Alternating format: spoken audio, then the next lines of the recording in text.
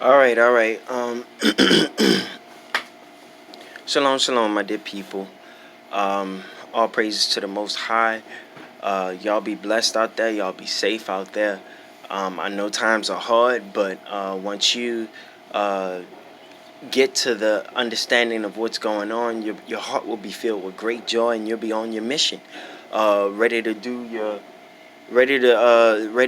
thing. You know what I mean? So I want to do this video here to expound on one thing in particular, really, which may segue into a lot of other few things, but I want to expound on a keen thing that we may not or we may understand, but ultimately, I want you all to know this one thing: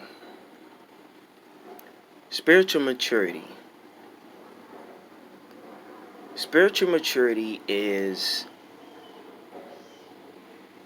a type of maturing that is the sign or signet of a spirit that has grown. And the thing is, when we look at a person and we say that person is mature, you can say it in two ways. You can look at the flesh and say that the body has grown. You can say that the person is mature on account of it.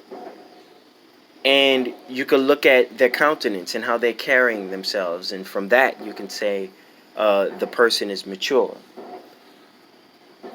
But we're right about one. And the latter, we still question with regards to spiritual maturity. Exactly what does it mean to have a mature spirit? And Ecclesiastes said it best when it said that this is the whole purpose of man, to fear God and to follow him. A spirit that fears God is the only mature spirit that there can ever be.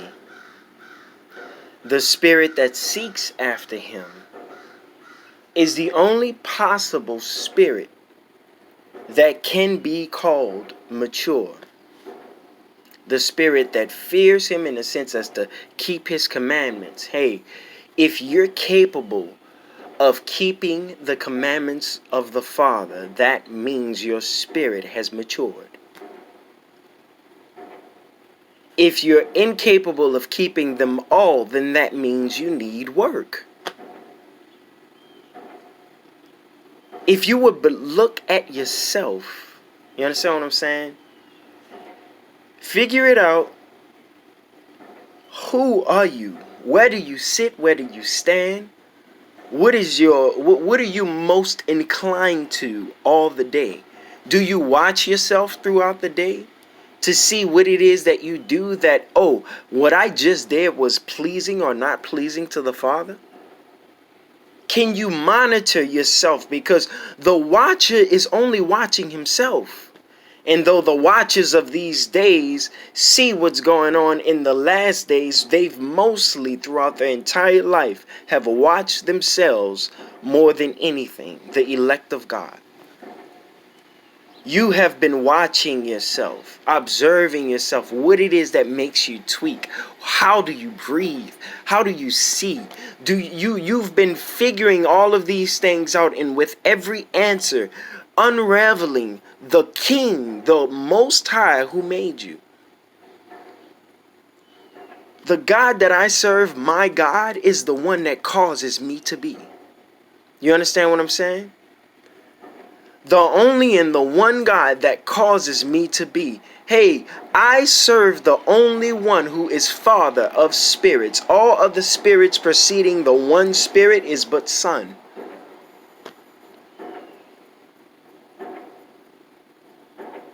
It's but a likeness. You understand what I'm saying? Father equates to the first, the beginning, the initiate, the cause of the Son.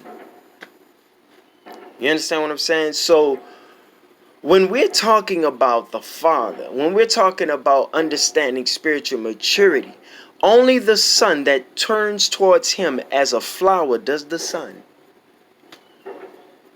Every day and every night, praying, fasting, keeping his word through all diligence, willing to fight and stand up and overcome every sin within it. This is a mature spirit. And then you have Christianity, who Christianity, I've studied you so well.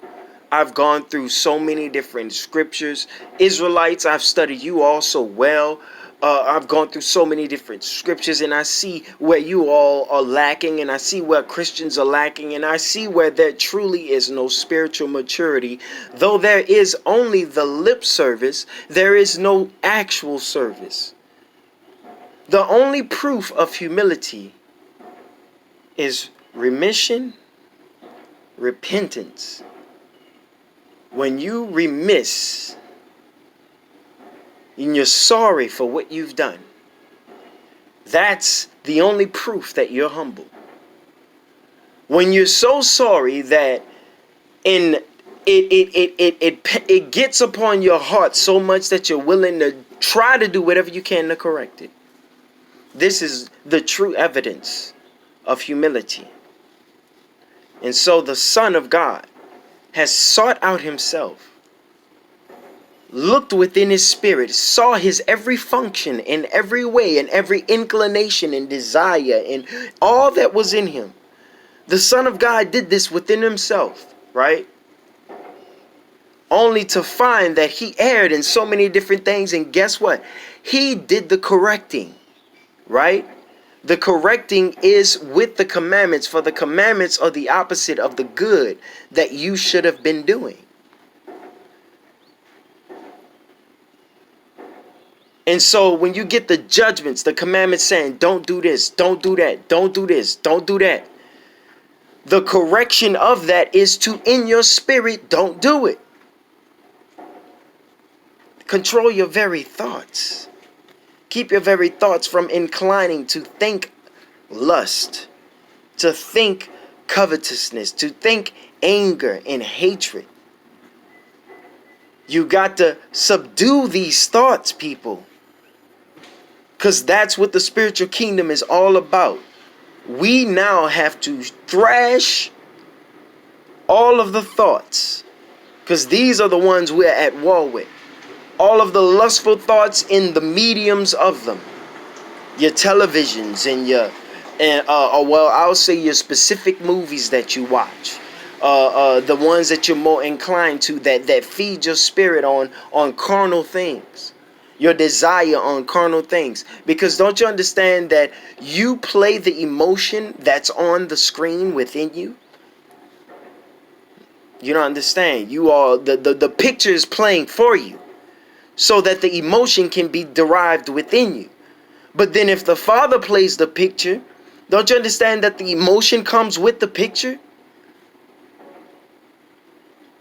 And so you must grow spiritually, so that you may see what's going on. And let the Father be your television, right? That tells you a vision, that you may receive it and feel that very vision. A lot of us think in words, some of you. But don't you understand that we were meant to think in actual pictures, in images, right? Maybe go back and forth between the two. And so when you think in these images, they give you the same emotions that your screen proves to you that images can give you.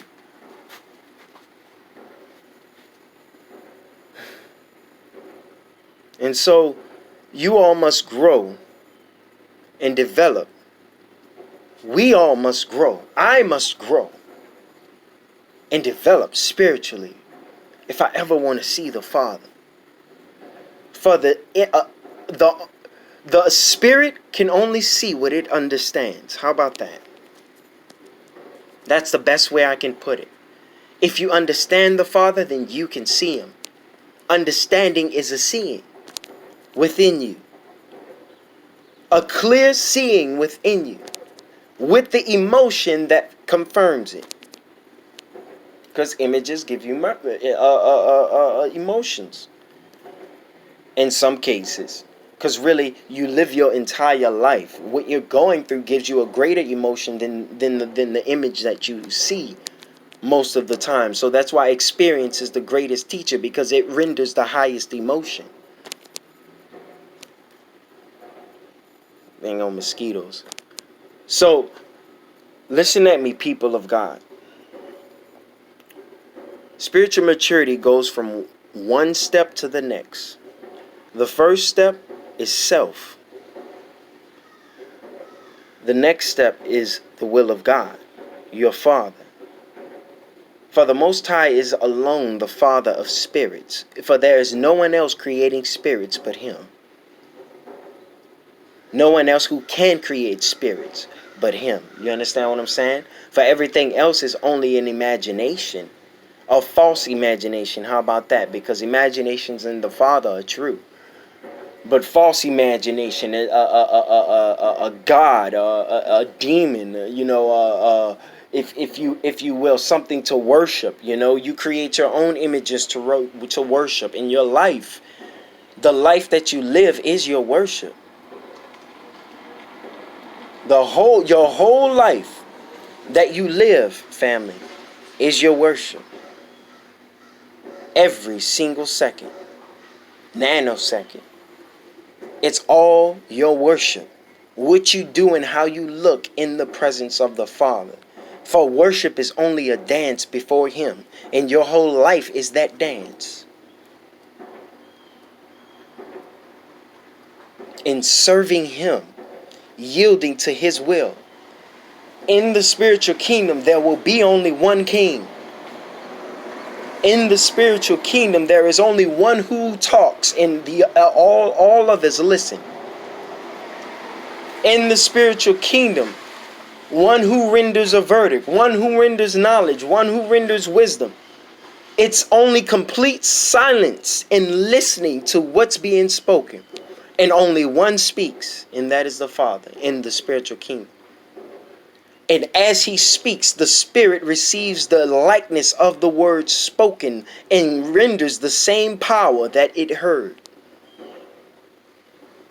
within you. And so this is why you pray. This is why you meditate. This is why you read His word and feed your mind only that one thing. And then you rise up to spiritual maturity. And then you will find yourself able and more capable of overcoming that sin that was once besetting to you. That sin that was once a stronghold over you. No longer. Nothing but a reed tossed and shaken in the wind. Blown with a breath. You understand what I'm saying, family? You must know that it is now time to rise to spiritual maturity. We all have it in us. I'm going to tell you like this. The reason we all know right and wrong is because of the work that the Father has already done. And everything that He's taught us in the Spirit. We've acquired that, and this Spirit knows it. So we naturally have certain feelings that we, from certain things that happens, that give us a sense that there is a right or a wrong here. Because that Spirit already knows it. So the Spirit knows and it feels according to that which it knows. And so the Spirit that we all have is the Spirit that we all share. And that Spirit came from that all one, who is the Most High and Father and only one creator of spirits. So that spirits may be like Him. So as He feels, so do we. And people understand the wrath of God when I say something like that, right? Because understand, if the Father is angry, we will be angry one towards another. If He is loving, we will be loving one towards another. And He is as we have been towards Him, towards us. Y'all have to understand, we all got to grow spiritually now. Your monies ain't going to work like that no more. Prosperity ain't coming like in a sinful and carnal way no more. Your lot that gave you the prosperity is up. The lot that gave sinners their prosperity now is rendered null and void. That lot belongs no more to them. It is now time for the righteous to receive the lot of this whole world, this whole life, and the dictatorship thereof. For the sinful have dictated us to where we are right now. And now men must look and say the sinful have laid us astray. The sinful has given us inheritances that have been withered away. For when you think if you ever think that there is a possible withering away of anything that the Father does and gives, you are in error. For only that which the sinners give are Satan. That which Satan gives, you understand what I'm saying, is temporal. The world gives is temporal. And so you must rise to a higher you. And I don't mean you. The body matures inch by inch every single day. It grows inch by inch every single day. But the spirit takes only one growth, and that is the fear of God. And it is already mature in that alone, even though it may not know enough. You understand what I'm saying? So the spirit that you have is connected to the Father. And once it fears the Father, it is officially mature. And so from that, you get the keeping of the commandments. You're going to do that. From that, you will look at him and you will begin to understand and learn him. You understand what I'm saying? For a fear of him is truly just a wondering. You wonder. You stand at awe. You understand in who he is. And in your awing and sighing, you look deeper into him. And you start discovering and understanding. And by looking into him, that means within yourself. Within all creation. And you see him connected in all things. I guarantee you that his essence is there in all things. But it must pass the test. You must pass the test and be formed aright and connected to him and no more to the world. For the life that the world gave the worldly in their worldliness, that lifespan has been spent. For what is our only true inheritance but life itself? You understand? That's why we don't want to die. The one true inheritance we actually have is life. And so in life, the Father created many things he can enjoy that we can partake of as well. And enjoy it just like him. For the sake of love and love alone. And so you begin that fear that you have that turns to awe. And after it turns to awe, it turns to pure love. And then you understand the kingdom of heaven. So that to love him, you got to love all that he has done with his hands. You got to love it all. You understand what I'm saying? He put his hands to it. That means that it is precious. I'm going to tell you what's truly sacred. Everything. You understand what I'm saying? What's truly sacred is everything.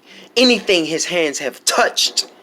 And nothing that is not because of it is not in any other way, shape, form, but because of his word. And so if his words spoke it, and if it is sacred. And so your whole life, your whole being, it all becomes sacred. You understand what I'm saying? And so the spirit grows and you become so mature. Wow, look at you.